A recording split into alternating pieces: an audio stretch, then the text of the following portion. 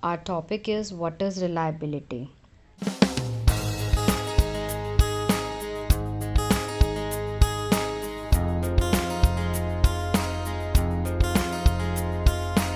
Reliability is equal to adequacy plus objectivity. So reliability basically means your belief or your rely on anything. So adequacy, quality for being good enough for particular purpose. So when you conduct again and again the same test, the result will be your same. So yes, reliability, when you are believing, on what basis you are believing, on its adequacy and its objectivity. Stability and consistency. Stability and consistency can be your of like two type. Consistency can be discussed in two types. One is your temporal and second is your internal. So here stability in result and consistency in result of test score is very important. Reliability of test score, here we are focusing on the test score, not on the test. So we are believing on the test score which you are administering again and again. Same score when applied in same setting. So we assume that, and yes, definitely the test will be reliable when you are administrating it again and again and you are getting the same marks, same score you are getting, approx same score you are getting. For example, suppose today you conduct an examination and a child got like 60 marks. When you are conducting that examination after 3 months, then child also got same marks, approx 60, 62, 63. But if a child is getting 80, 90 marks, so there is a difference of 20 to 30 marks, so that test is not reliable. We can take 2 or 3 marks differences, that can be lesser or that can be higher, but we can't take that much difference. So test will be reliable when you are getting almost same score for that same test. Reliability test result and not test, this is the biggest misconception, that people think that reliability focus on the measurement of test or measurement of measurement items which are given in the test. No, reliability focus on the result, means the score you are getting, the marks you are getting, we are focusing on that, not on the test. According to NSTC, the reliability of test refers to the consistency of scores obtained by the same individual on different occasion or with different set of equivalent items. So as we already discussed above, that yes, reliability focus on the test score, not on the your test construct or test objectivity or test content. We only focus on the scores. Nature of reliability.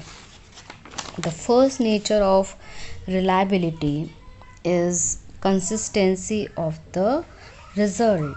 Reliability basically indicate consistency of the score, whether the same teacher score the similar script at different time or different teacher assign same marks to different script at the same time at different time.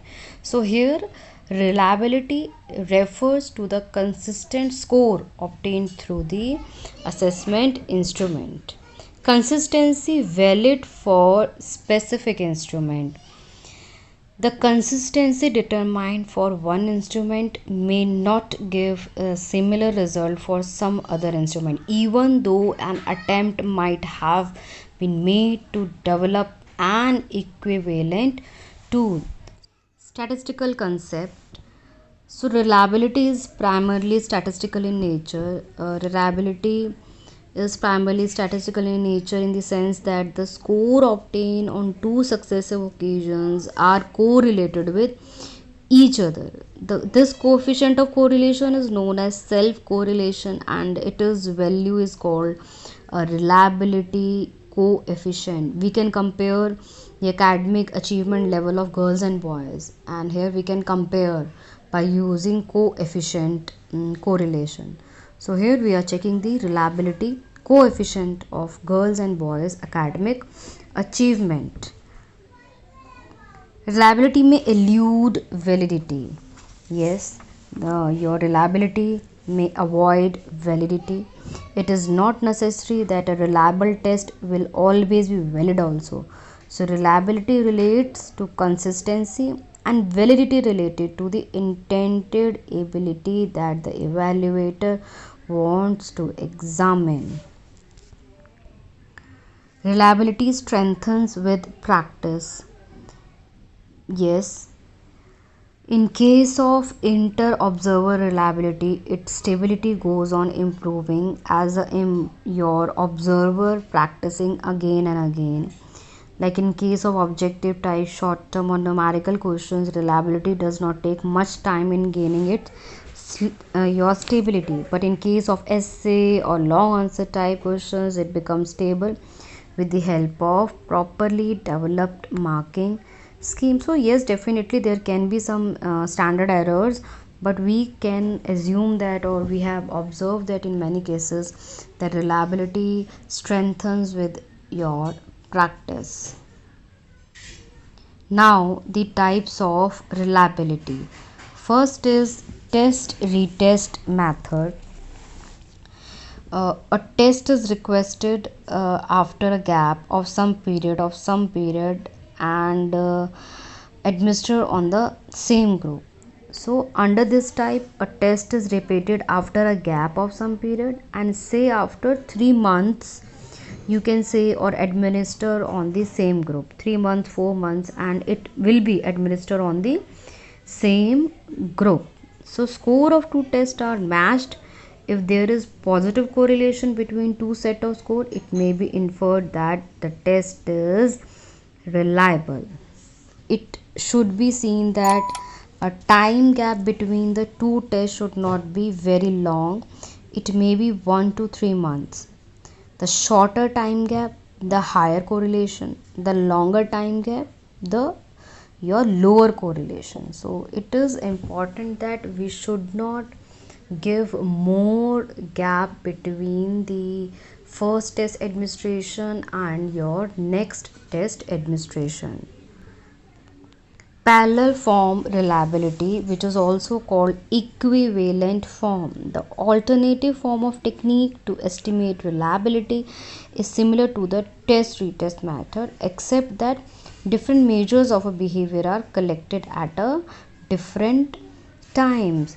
So here this reliability is, yes, as we already discussed, that this reliability is also known as your equivalent form.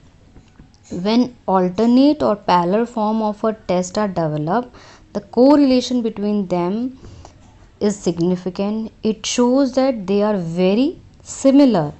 It implies that there is virtually no difference between these forms. So basically in this the evaluator frames a large set of questions and split randomly into two sets, as you are able to see here, test A and test B. So they divide the test into two parts. In first they have taken odd questions, and in second they have taken even questions. Each set is administered to the same group after a short period of time, or you can say that 2 days, 3 days, 4 days. This type of reliability is important in the development of standardized test. So the test of question divided into two equivalent parts. Both set contains to measure same construct, knowledge and skill. So domains will be same. The difference is only this, that they divided the test into two parts. their first test will be your odd questions and second test will be your even questions. The construct, ability and skill will be the same. Second is your split half method. Split half method is related with the single knowledge, are basically split into your two parts and then your both parts given to the same group of the student. Here we are constructing the single knowledge. This is the most important thing in this split half method. Here we are only we can say that we are testing only the single knowledge. This method is similar to parallel form method. The only difference is that one set of question is divided into two equivalent subset. This method is, yes, as we discussed, that this method is similar to parallel form, that as we discussed earlier.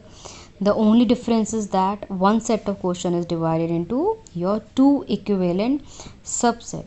After administering the original set, the scores are divided into two forms. The correlation between two distributions of score is calculated. Next is inter-rater reliability, or we can say that inter-observer reliability.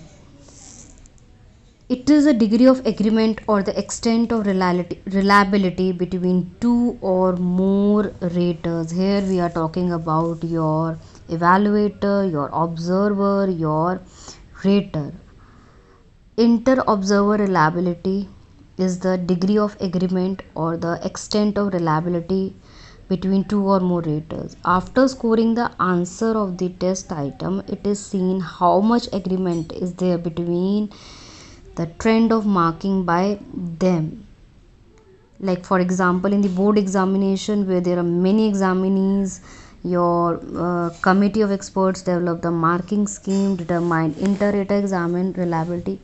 Once this reliability is developed, then the copies of marking scheme which detailed instructions are supplied to the examiner, who evaluate the copy on the basis of marking scheme. So here rater can be intra, means one rater can be there who is evaluating your test, or there can be inter-rater, INTER, that is where two or more than two raters are evaluating your performance or evaluating you your test. For example, in a fashion show, there are many judges or many experts who are judging you. So they, as you can see on my screen, like if you're participating in any fashion show or anything, any event, so here are the names can be mentioned as a contestant, and judge 1 2 3 are giving their different scores. Their scores can be same, their scores can be different, and that is on their perception of observing you, on their criteria of observing your performance. So inter-rater reliability, where two or more raters or one rater can be observe your performance. Is internal consistency reliability. Internal consistency assesses the correlation between multiple items in a test that are intended to measure the same construct. So this reliability basically evaluates individual question in comparison with one another of their ability to give consistently appropriate result. The mean of correlation of all pairs testing the similar construct is said to be reliability of the cluster of questions. So here I can explain this content with the help of one very good example. If a respondent express agreement with the statement like I like to ride bicycle, I have enjoyed riding bicycle in the past, means here he is agreeing that he likes riding bicycle. And in disagreement statement also he is saying I hate bicycle. This would be indicated of good internal consistency of the test. So here he is disagreeing that he hate bicycle. So in the gist we can say that In the nutshell, we can say that uh, all three terms are having same meaning.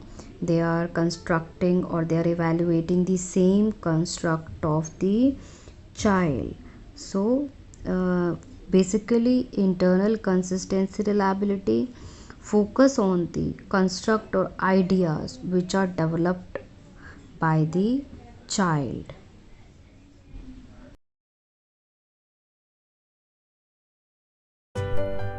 If you like my video, you can like my video, you can comment on my video and you can subscribe my channel too, क्योंकि मैं इस तरीके की videos बनाती रहती हूँ philosophy, psychology, counselling and your education, technology, ये मेरे स्पेसिफिक सब्जेक्ट्स हैं जिस पे मैं वीडियोस बनाती रहती हूँ. So you can subscribe my channel too. Thank you.